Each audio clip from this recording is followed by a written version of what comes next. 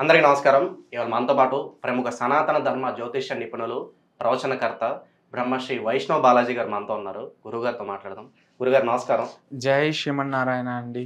ఓ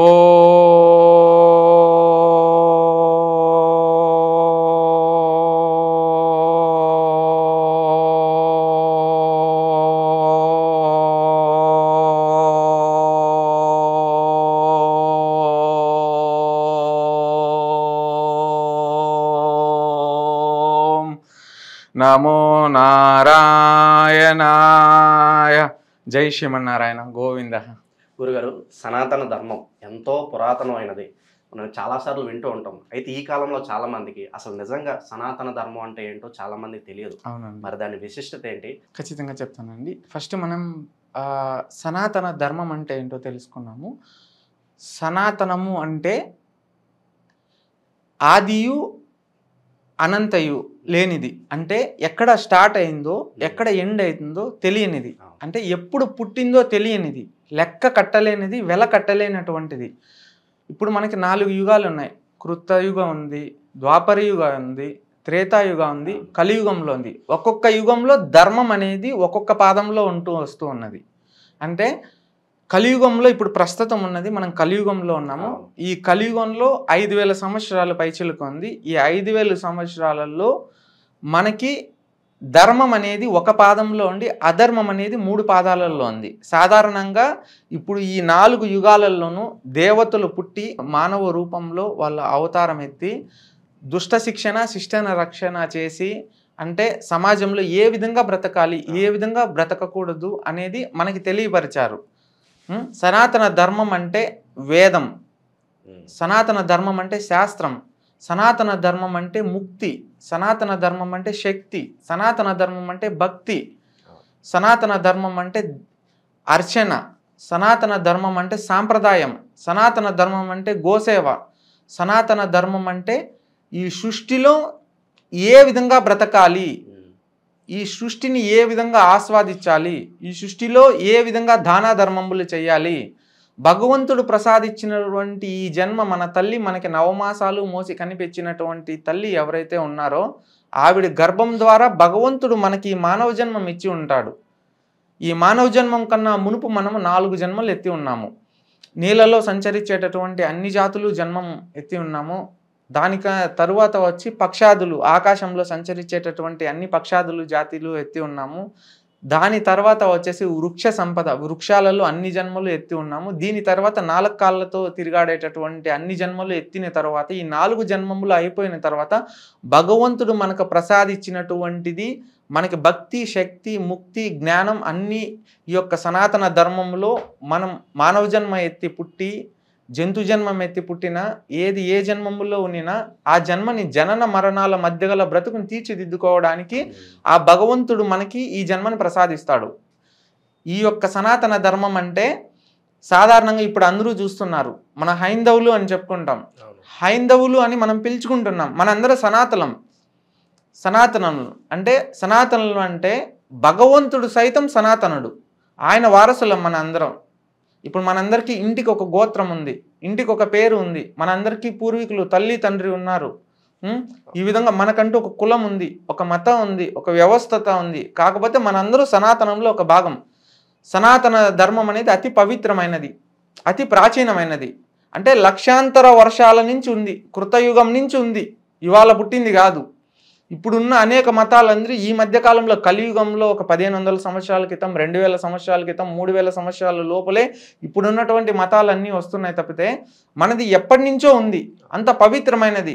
ఈ సనాతన ధర్మంలో భగవంతుడు మనందరికీ ఉపదేశం ఇచ్చేది ఏంటంటే ధర్మంగా బ్రతకండి, మన ధర్మాన్ని రక్షించండి, మన వేదాన్ని ముందుకు తీసుకెళ్ళండి, శ్లోకాలు, స్తోత్రాలు, మంత్రాలతో భగవంతుని అర్చించండి, ఆకలితో ఉన్న వాళ్ళకి అన్నం పెట్టండి, కష్టాలలో ఉన్న వాళ్ళని ఆదుకోండి, అధర్మం మార్గంలో వెళ్ళేటటువంటి వాళ్ళకి జ్ఞానబోధ చేసి ధర్మ మార్గంలో నడిపించండి, సన్మార్గంలో సత్ప్రవర్తనతో ముందుకు వెళ్ళండి, 10 మందికి మంచి చేయండి.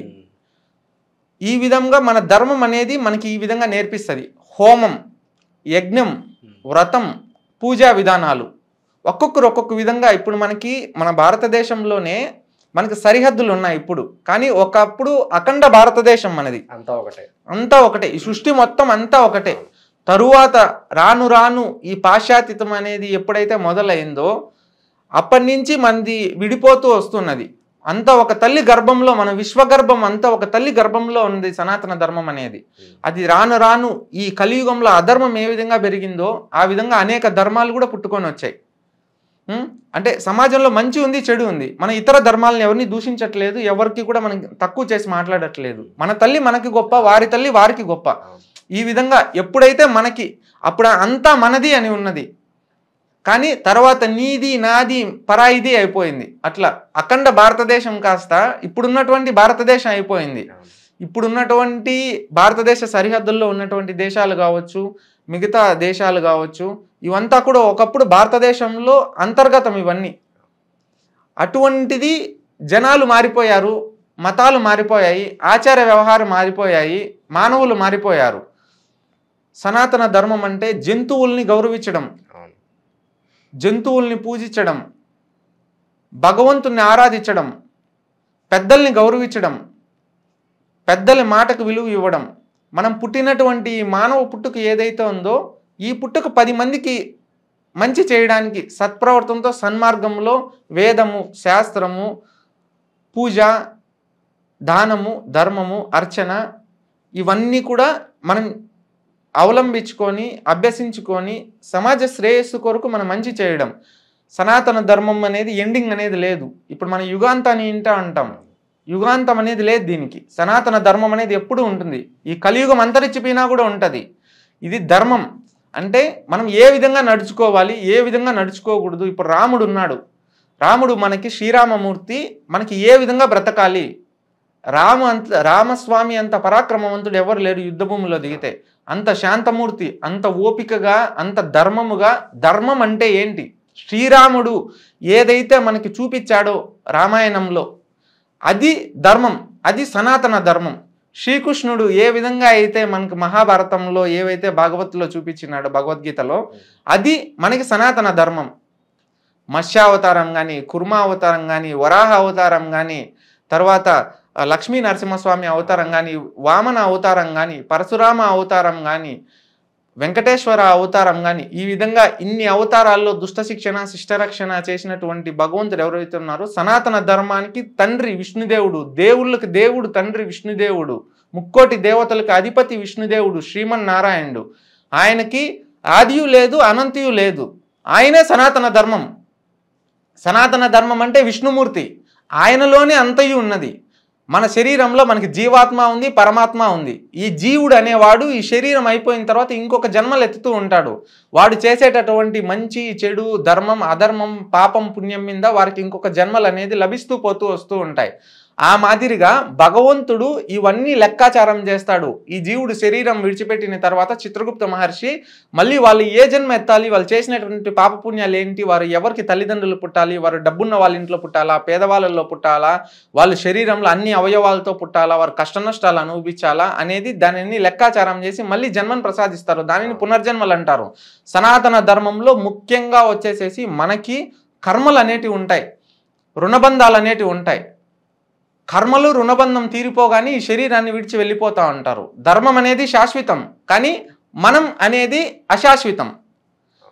మనం ఈ శరీరం విడిచిన తరువాత ఇంకొకలేకి భగవంతుడు మన కాలకర్మాలను బట్టి, పాపపుణ్యాలను బట్టి మనకి ఇంకొక జన్మ లభిస్తుంది. అది ఏంటి అనేది మనకు తెలియదు. కానీ ఈ సనాతన ధర్మంలో ఎవరైతే ధర్మంగా బ్రతుక్కుంటారో, కోరికలు లేకుండా భగవంతుని ఆధ్యాత్మిక చింతనతో సత్ప్రవర్తనతో సన్మార్గంలో నడుచుకొని వేదాన్ని, యజ్ఞాన్ని, ఆ దానాన్ని నమ్ముకొని భగవంతునికి సత్యము నిత్యము ఎవరైతే ఉంటారో వాళ్ళు ముక్తిని పొందుతారు, మోక్షాన్ని పొందుతారు. వాళ్ళ భగవంతుని సేవలో, భగవంతుని పాదసేవలో ఉంటారు. మళ్ళీ వాళ్ళకి జన్మనెత్తేటటువంటి అవకాశం ఉండదు. భగవంతుడు మానవ జన్మ ఇచ్చింది మంచి పనులు చేయడానికి, ఒకరిని చెడగొట్టడానికి కాదు, ఒకరు మోసం చేయడానికి కాదు. మన ధర్మంలో మోసం అనే మాట లేదు. కానీ ఇప్పుడు ఈ కలియుగంలో అధర్మం ఉంది కాబట్టి కొంతమంది దొంగ పండితులు ఉన్నారు, కొంతమంది కుట్రబుద్ధులు చేస్తారు, డబ్బు కోసం పారాడేటటువంటి వాళ్ళు ఉన్నారు. మన ధర్మాన్ని బోధించేటటువంటి సన్మార్గమైనటువంటి గురువులు లేరు ఇప్పుడు. ఎవరో ఒకరో ఇద్దరు, మాకెందుకులే, ఏం మాట్లాడాలన్నా కానీ భయం, ఎక్కడ ఏ పక్క నుంచి ఏ ఆపద వస్తుందో, మనల్ని మనం రక్షించుకోవాలి, మనకెందుకు అని వెనక్కిపోతున్నారు. సనాతన ధర్మం అనేది ఎంతో పవిత్రమైనది, అతి ప్రాచీనమైనది, వెలకట్టలేనటువంటిది. మానవునికి ఒక ధర్మం ఉంది, జంతువుకు ఒక ధర్మం ఉంది. జంతువు ఏం చేస్తుందండి? ఒక మృగం ఉంది, తన ధర్మం ఏంటి? వేటాడి తింటది తన ఆకలి తీర్చుకోవడానికి. జంతు ధర్మం వేరు. రాక్షస ధర్మం ఏంటి? ఒకరిని పీడించి వారి రక్తాన్ని తాగడం, ఒకరిని హింసించడం రాక్షస ధర్మం. ఇట్లా వీటిలో కలియుగంలో మనకి అధర్మం 3 పాదాల్లో ఉంది. కాబట్టి ఇప్పుడు ఈ దుష్ట చేయిష్టాలన్నీ జరుగుతూ ఉన్నాయి. భగవంతుని అవమానిస్తున్నారు, భగవంతుని నిందిస్తున్నారు. ఇప్పుడు ఉన్నటువంటి ఈ భారతదేశం ఏదైతే అఖండ భారతదేశం ఉందో, మీరు చెప్తే నమ్ముతారో నమ్మరో, లక్షాంతరం అంటే లక్షల మందిరాలు కూల్చేశారు.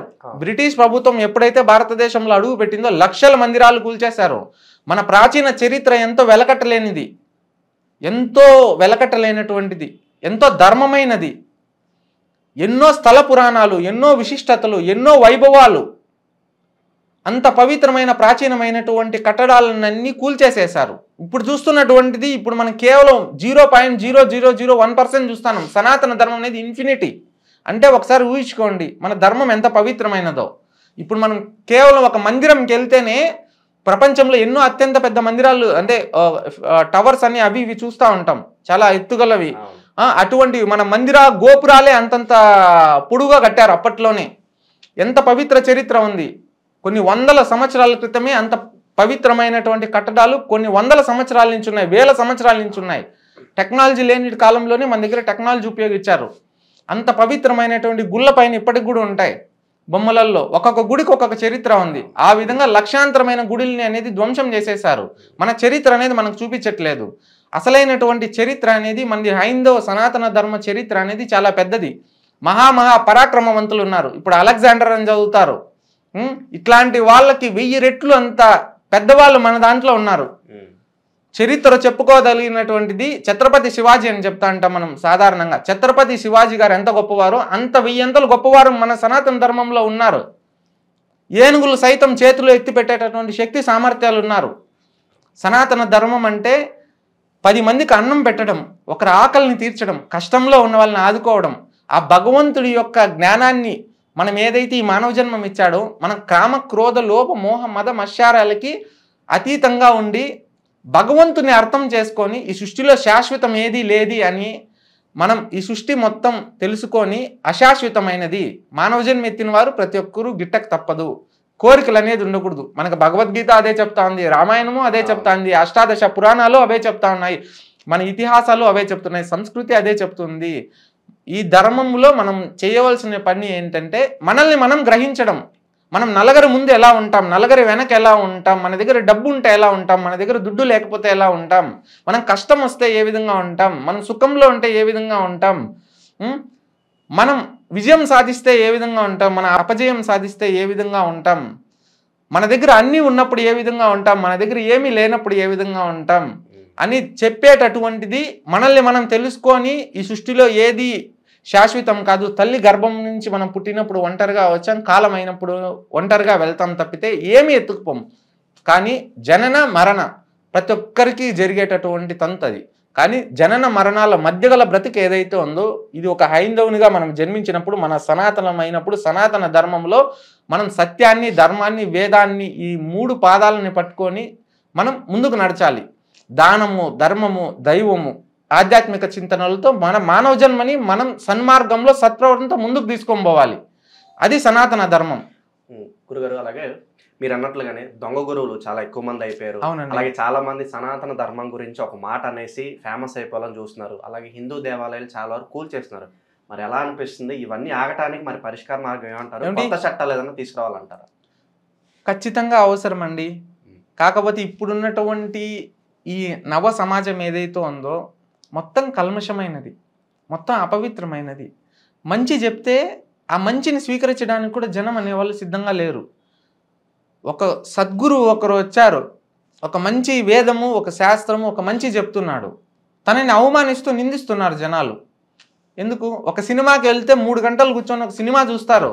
ఒక గురువు చెప్పేటటువంటి 10 నిమిషాలు బోధన ఏదైతే ఉందో, వాళ్ళ జీవన విధానం ఏ విధంగా ఉండాలి, వాళ్ళు ఏ విధంగా నడుచుకోవాలి, ఏ విధంగా బ్రతకాలి, ఏ విధంగా బ్రతకకూడదు అని చెప్పేటటువంటి ఎవరు నమ్మడం లేదు. దీనికి కారణంగా ఏమైపోయిందంటే ఇప్పుడు రాజకీయం ఎక్కువ అయిపోయింది, అనేక మతాల మధ్య చిచ్చులు వస్తూ ఉన్నాయి. ఆ విధంగా పెడుతున్నారు. కులాల మధ్య చిచ్చులు పెడతా ఉన్నారు, వర్గీకరణ మధ్య చిచ్చులు పెడతా ఉన్నారు. సమాజం అనేది విచ్ఛిన్నం అయిపోయింది, ఒక తాటిపైన లేరు. ఇప్పుడు ఇతర మతాలలో చూసుకోండి, అందరూ ఏకతాటిపైన ఉంటారు, వారు ఐకమత్యంలో ఉన్నారు, ఏకతాటిపైన ఉంటారు. ఒక నిర్ణయం తీసుకుంటే అందరూ కట్టుబడి ఉంటారు. ఇప్పుడు ఇస్లాం తీసుకోండి, వాళ్ళందరూ ఒక ఆచరణ, ఒక పద్ధతి, ఒక సంస్కృతి, వాళ్ళల్లో ఒక ఐకమత్యం అనేది ఉంది. వారు ఒకరు కష్టం వస్తే ఒకరు నిలబడతారు. కానీ సనాతన ధర్మంలో ఆ విధంగా లేరు. ఎవరో పుణ్యాత్ములు ఎవరో ఒకరు నిలబడాలన్నా వాళ్ళని తొక్కేస్తారు, వాళ్ళని ఎదగనివ్వరు. ఇంకొంతమంది ఫేమ్ కావాలని చెప్పి ఓవర్ నైట్లో సనాతన ధర్మం కోసం మాట్లాడడం, మైకుల ముందర మాట్లాడడం, వెళ్ళిపోవడము, మళ్ళీ వారి పనులు వాళ్ళు చేసుకోవడము, డబ్బు సంపాదించడం, దీనికోసం చేస్తున్నారు. సనాతన ధర్మం అంటే గోసేవ అండి, దానా ధర్మం అండి. భగవంతుని పట్ల ఉన్నటువంటి జ్ఞానాన్ని ఈ మానవ జన్మ ఎత్తినందుకు ఈ జ్ఞానం ఏదైతే ఉందో, ఈ సహస్రాలలో ఉన్నటువంటి బ్రహ్మణాల్లో ఉన్నటువంటి జ్ఞానం ఏదైతే ఉందో 10 మందికి బోధించడానికి, 10 మందికి మంచి చేయడానికి, ఈ మానవ జన్మం ఏదైతే ఉందో దాన్ని సార్థకత చేసుకోవడానికి, ఇంకొక జన్మం లేకుండా మోక్ష మార్గాన్ని పొందడానికి, మళ్ళీ జన్మలు ఎత్తుకుంటూ పుడుతుంటే ఇదేనా? ఇప్పుడు అనేక రోగాలు వచ్చేసాయి. ఒకప్పుడు రాక్షసులు అందరూ పీడించేవాళ్ళు, ఇప్పుడు బ్రహ్మ రాక్షసులు కలి ప్రభావంతో ప్రతి ఒక్కరూ కూడా అనేక రోగాలను తెచ్చుకున్నారు. సరైనటువంటి గురువు ఉంటే ఏవి తినాలి, ఏం తినకూడదు, ఏ విధంగా నడుచుకోవాలి, ఏ విధంగా నడుచుకోకూడదు బోధించేటటువంటి వాళ్ళు లేరు. ఎవరో ధర్మాత్ములు, చాగంటి లాంటి వారు, గరికపాటి లాంటి వారు, ఇంకా అనేక మంది ప్రవర్తనకర్తలు, ఇంకా కొంతమంది మఠాధిపతులు, పీఠాధిపతులు, ఇటువంటి వారు సనాతన ధర్మం కోసము ఎన్నో వారి సేవా కార్యక్రమాలు, జ్ఞానబోధన, ప్రవచనం రూపంలో వాళ్ళు చేయగలిసినటువంటి సేవలో, గోసేవలో, దానా ధర్మములో, అనాథ సేవలో వారు భగవంతుని పట్ల ఆరాధన రూపంలో వాళ్ళు చెప్తూ ఉన్నారు. 10 మందికి జ్ఞానాన్ని ప్రసాదిస్తున్నారు. అటువంటి వారి వాక్యాలు వినాలి, అటువంటి వారు చెప్పినది వినాలి. పురుషుడు ఏ విధంగా బ్రతకాలి తెలుసుకోవాలి, స్త్రీ ఏ విధంగా నడుచుకోవాలి తెలుసుకోవాలి, మన జీవన విధానం ఏంటి మనం గ్రహించాలి. మన తల్లి తండ్రి మనం ఎందుకు ఈ యొక్క ఇంట్లో పుట్టాము అంటే, ఒక్కొక్కరు ఒక్కొక్క కులంలో పుడతారు, ఒక్కొక్కరికి ఒక్కొక్క ఇంటి గోత్రం ఉంటుంది, ఒక్కొక్కరు ఇంటి దేవుడు ఉంటాడు, ఒక గ్రామ దేవత అనే ఒక్కొక్కరికి ఉంటారు. ఆ విధంగా వాళ్ళ యొక్క జన్మము ఎందుకు జరిగినది అని వాళ్ళు గ్రహించుకోవాలంటే ఆత్మతత్వాన్ని తెలుసుకోవాలి. కోపతాపాలకు దూరంగా ఉండాలి, ఓర్పు వహించాలి, జ్ఞానాన్ని పెంపొందించుకోవాలి. అదే విధంగా వాళ్ళు ఎప్పుడు కూడా ఇంద్రియాలలో వాళ్ళు కోరికల జోలికి వెళ్ళకూడదు, తనని తాను తెలుసుకోవాలి, ముక్తి మార్గంలో నడవాలి. అందుకు అనేక మంది గురువులు అందరూ కూడా వారి యొక్క చేయూతగా వాళ్ళు ధర్మాన్ని రక్షించాలని చెప్పేసేసి వాళ్ళు ఎంతో కృషి చేస్తున్నారు. వాళ్ళందరికీ వందనాలు, పాదాభివందనాలండి. ఇంకొంతమంది దొంగలు కూడా ఏర్పడ్డారు సమాజంలో. డబ్బు దోచుకోవడానికి, ఒకరిని మోసం చేయడానికి పైకి అంతా కూడా ఉంటారు, మంచిగా మాట్లాడుతుంటారు, వెనకలో వచ్చి చెడు పనులు కార్యకలాపాలు చేస్తూ ఉంటారు. సమాజంలో మంచి ఎలా ఉందో చెడు అట్లే ఉంది, దేవుడు ఎట్లా ఉన్నాడో రాక్షసుడు అలాగే ఉన్నాడు, ధర్మం ఎట్లా ఉందో అధర్మము అట్లే ఉంది. కేవలం అండి 100కు 20 మంది పాటుపడుతున్నారు. వాళ్ళందరూ డబ్బుకి వీరు విలువ ఇవ్వరు. ఎవరైనా చూడండి, సనాతన ధర్మాన్ని గౌరవించేటటువంటి వ్యక్తి ధర్మానికి, డబ్బుకి విలువ ఇవ్వరు, ధర్మానికి విలువ ఇస్తారు, భగవంతుని కోసం 10 మందికి చెప్తారు. అటువంటి వాళ్ళది ధర్మం. ఇప్పుడు డబ్బు తీసుకొని, డబ్బులు బ్రతకడానికి కావాలి, కేవలం మొత్తం డబ్బే కావలదు, 1000 కోట్లు ఎంత వచ్చినా కానీ సరిపోవడం లేదు. ఒక రాజకీయ నాయకుడు మామూలుగా నిలబడి రాజకీయాలు చేస్తూ తను మామూలుగానే 100 కోట్లు సంపాదించుకున్న వాళ్ళు ఉన్నారు. కానీ వాళ్ళ అసలు సిసలైన ఆస్తులు లక్షల కోట్లు దాటిపోయాయి. ఇవంతా ఎక్కడికి పోతున్నాయి? మనిషి ఆశకి హద్దులు లేవు. తినడానికి, ఉండడానికి, బ్రతకడానికి భగవంతుడు కళ్ళు ఇచ్చాడు, కాళ్ళు ఇచ్చాడు, మంచి సమాజం ఇచ్చాడు, దేవుణ్ణి చూడడానికి కళ్ళు ఇచ్చాడు, కుటుంబంలో అనుభవించడానికి తల్లి తండ్రి సంతోషాన్ని అనుభవించడానికి బిడ్డల్ని, అందరినీ, వంశాన్ని ఇచ్చాడు. అటువంటిది మానవులు మనం ఎంత ఆశకి హద్దులు లేవు. కలియుగంలో సంపాదించేంత ఒక వ్యాపారవేత్త కోట్లు సంపాదించిన ఇంకా సంపాదిస్తూనే ఉన్నాడు. అంటే వీళ్ళందరూ తమ కోసం తాము బ్రతుకుతా ఉన్నారు, సమాజం కోసం బ్రతకట్లేదు, ధర్మం కోసం బ్రతకట్లేదు. కానీ పేరు సమాజం కోసం అని వస్తుంది, ధర్మం కోసం అని వస్తుంది. కానీ తమని తాము బ్రతికించుకుంటున్నారు, తమ ఆస్తిపాస్తులు చేసుకొని సంపాదించుకుంటున్నారు. ఒక ఆశ్రమాలు కానీ, ఒక వేదాలు కానీ, ఒక గోసేవ కానీ, ఒక దానా ధర్మములు కానీ, ఇవి చేయడానికి ఎవరో సమాజంలో 10 మందిలో ఒక్కరి మటుకే వస్తూ ఉన్నారు. ధార్మికులు, ధర్మాన్ని నమ్ముకున్న వాళ్ళు, దేవుడు అనేవారు తత్వాన్ని తెలుసుకుని గ్రహించి ఉన్నటువంటి వాళ్ళు వస్తున్నారు తప్పితే దొంగలు ఎక్కువైపోయారు, మోసం ఎక్కువైపోయింది, కుట్రలు ఎక్కువైపోయాయి. మీకు ఏదైతే ఈ పోరాటం చేస్తున్నారో ఈ పోరాటంలో మీకు ఎంతోమంది సహాయపడాలని చెప్పి కోరుకుంటున్నాము. ఎన్నో మంచి విశేషాలు అయితే తెలియజేశారు. అలాగే సనాతన ధర్మం కోసము, గో సంరక్షణ కోసము మీరు చేసే ఈ సేవ ఏదైతే ఉందో ఎంతో స్ఫూర్తిదాయకం. మీరు ఇలాగే ఎన్నో మంచి సేవా కార్యక్రమాలు మున్ముందు చేయాలని చెప్పి మనస్ఫూర్తిగా కోరుకుంటున్నాం గురుగారు. ధన్యవాదాలు. జై శ్రీమన్నారాయణ అండి. సర్వే జన లోక సంసుఖినో భవంతు. గోవిందాయ నమః.